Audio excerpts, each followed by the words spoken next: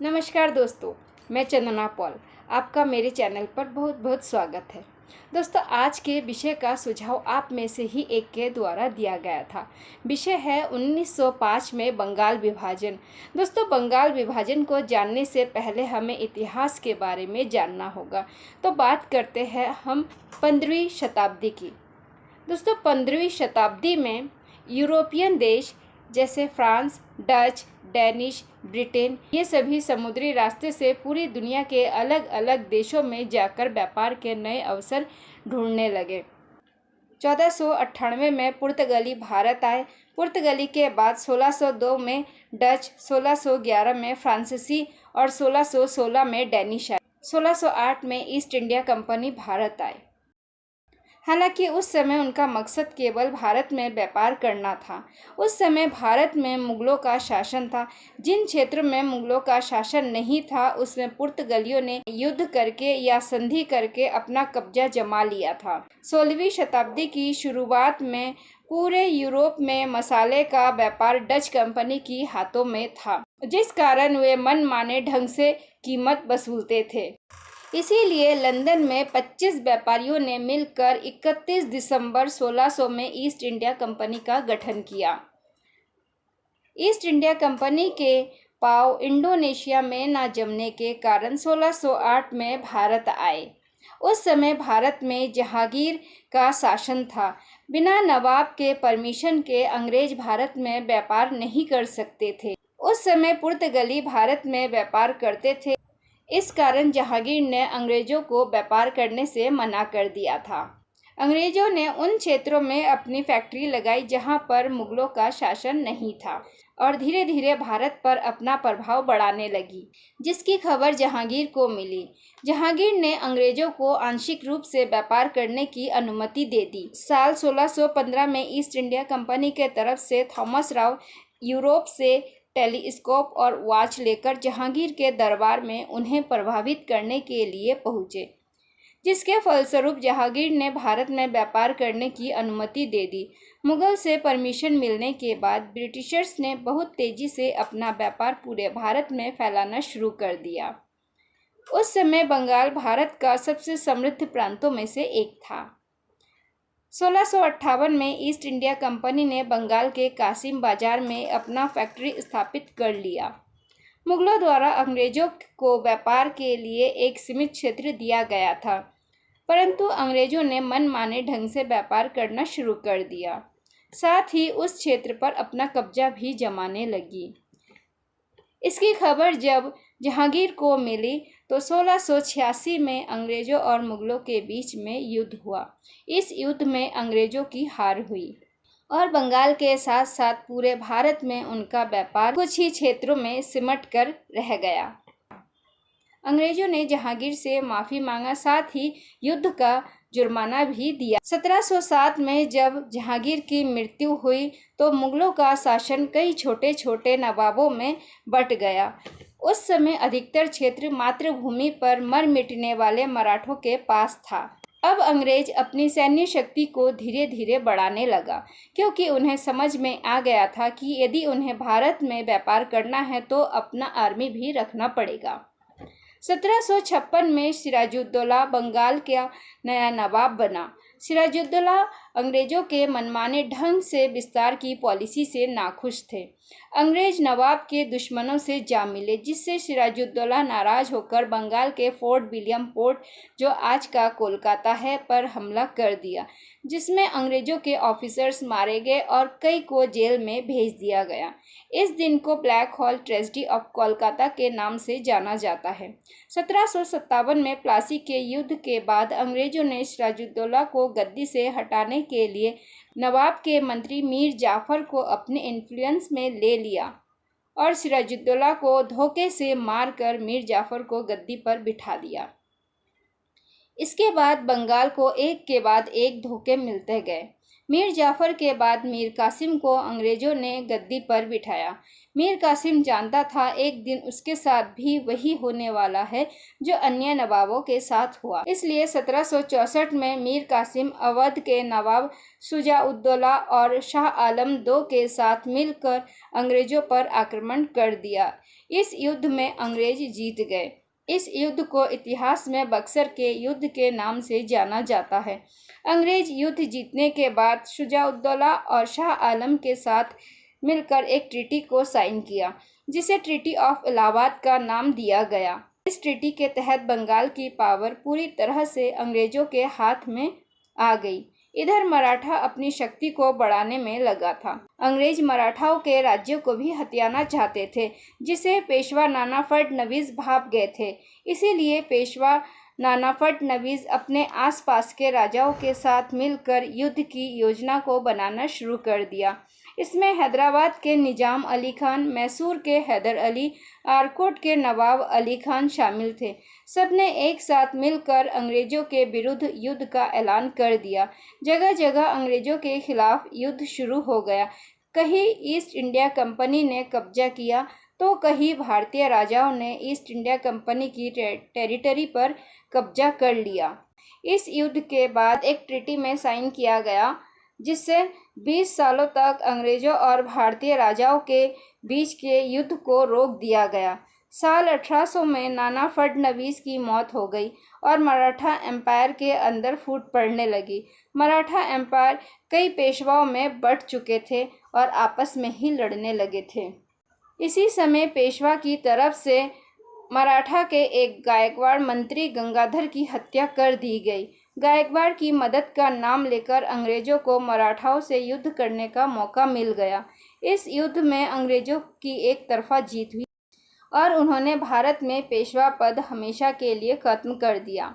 अब east India company Bharat की सबसे बड़ी शक्ति बन चुकी थी। ईस्ट इंडिया कंपनी ने अपने सुविधा अनुसार नए नए एक्ट पारित करना शुरू कर दिया, जिसके तहत अपने मनमाने ढंग से सतारा, नागपुर, झांसी और उदयपुर जैसे टेरिटरीज पर अपना कब्जा जमाने की कोशिश करने लगे। 1800 के आते आते देश में आम जनजीवन की परिस्थिति बहुत ही दयनीय हो गई। उन पर टैक्स का बोझ बढ़ने लगा, राजाओं की गद्दी छिनने लगी। अंग्रेजों की बढ़ती मनमानी देखकर झांसी की रानी लक्ष्मीबाई, बिठूर के पेशवा नाना साहेब, तात्या टोपे, बेगम हजरत महल और कुंवर सिंह सभी ने मिलकर अंग्रेजों के खिलाफ बहादुर शाह जाफर के नेतृत्व में 30 मई 1857 में युद्ध का दिन निश्चित किया। पर मेरठ के सैनिकों ने युद्ध के 20 दिन पहले यानी 10 मई 1857 को अंग्रेजों पर हमला कर दिया। अंग्रेजों की कूटनीति के कारण भारतीयों को इस युद्ध में हार का सामना करना पड़ा। भारतीयों के लिए यह आज़ादी का पहला युद्ध था। इस युद्ध के बाद अंग्रेजों को समझ में आ गया था कि अब भारत को ईस्ट इंडिया कंपनी नहीं संभाल सकती। इसलिए 1858 में ईस्ट इंडिया कंपनी ने गवर्नमेंट ऑफ एक्ट पारित किया। इस एक्ट के बाद भारत की प्रशासनिक और देखरेख की सारी शक्तियां क्वीन विक्टोरिया के हाथ में चली गई। भारत को अब एक नया नाम दे दिया गया, ब्रिटिश इंडिया। अंग्रेज अपने खिलाफ हुए इस विद्रोह से अलर्ट हो चुके। 1861 में अंग्रेजों ने एक काउंसिल एक्ट बनाया। इस लॉ मेकिंग काउंसिल में कुछ इंडियंस को शामिल तो कर लिया गया, परंतु हस्तक्षेप करने का कोई अधिकार नहीं दिया गया। भारतीयों को छोटे पदों पर सरकारी नौकरियां भी देने लगे। अंग्रेजों ने भारतीय जमींदारों को टैक्स कलेक्ट करने के कामों में लगा दिया। ये सारा टैक्स अंग्रेजों को जाता था। 1870 और 1880 के दशकों में ब्रिटिश शासन के प्रति असंतोष और ज़्यादा गहरा हो गया। 1880 में पढ़े लिखे भारतीयों को एक अखिल भारतीय संगठन बनाने की आवश्यकता महसूस हुई। 1885 में देश भर के 72 प्रतिनिधियों ने बम्बई में एक सभा करके भारतीय राष्ट्रीय कांग्रेस की स्थापना का फैसला किया। इसमें दादा भाई नौरोजी, फिरोज शाह मेहता, WC बैनर्जी, सुरेंद्र नाथ बैनर्जी, रमेश चंद्र दत्त, S सुब्रमण्यम अय्यर एवं अन्य अधिकतर बम्बई और कलकत्ता के थे। शुरुआती दिनों में कांग्रेस अंग्रेजों से भारतीयों के अधिकारों की, जैसे शिक्षा, विधान परिषद में भारतीयों को अपनी बात कहने का अधिकार, उच्च पदों में भारतीयों की भर्ती आदि के लिए आग्रह करते थे। कांग्रेस ने कई आर्थिक मुद्दे भी उठाए। उनका कहना था कि भारत में ब्रिटिश के कारण ही गरीबी और अकाल पड़ रहे हैं। बढ़ते लगान के कारण किसान, जमींदार दुखी है। अनाजों की अधिक निर्यात के कारण खाद्य पदार्थों का अभाव पैदा हो गया है। इन सब के चलते केवल बंगाल एक ऐसा प्रांत था जिसने अंग्रेजी भाषा का सदुपयोग किया, अंग्रेजी भाषा में शिक्षा प्राप्त की और अंग्रेजी सरकार में अधिकतर नौकरी पाने वाले भी बंगाली ही थे। बंगाल को अंग्रेजी सरकार के मंसूबों को समझने में देर ना लगी। उस समय सबसे अधिक शिक्षित और जागरूक प्रांत बंगाल था। धीरे धीरे बंगाल के बुद्धिजीवी समझने लगे थे कि हम अपने ही देश में गुलाम बन चुके हैं। बंगाल ने कई नेताओं, साहित्यकारों और लेखकों को जन्म दिया, जिनकी कलम से निकले हुए एक एक शब्द बंगाल के दिलों में बसने लगा और मातृभूमि के लिए प्रेम जगाने लगा। वे जनता को ब्रिटिश शासन के अन्यायपूर्ण चरित्र से अवगत कराने लगे, जिसके लिए अखबार निकालने लगे, सभाएं और रैलियां करने लगे, जगह जगह जनसभा का आयोजन कर ब्रिटिश शासन की निंदा करने लगे। धीरे धीरे बंगाल की कवियों ने बंगाल में देश प्रेम की भावना जगा दी।